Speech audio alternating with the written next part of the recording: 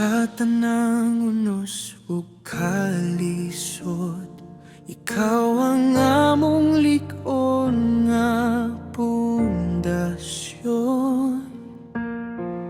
Bisan ang kadlok mo apod, kahumo mo pilti sa tanan. Gahum mo, Ginoo, nagahari, nagahatag og kusog ug kadaugan.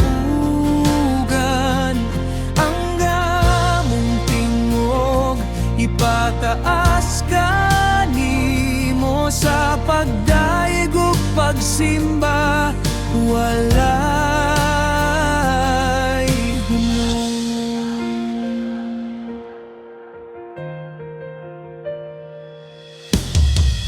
sa paglakaw sa dalan na lisod, ikaw ang biyang nga walay kapakyasan.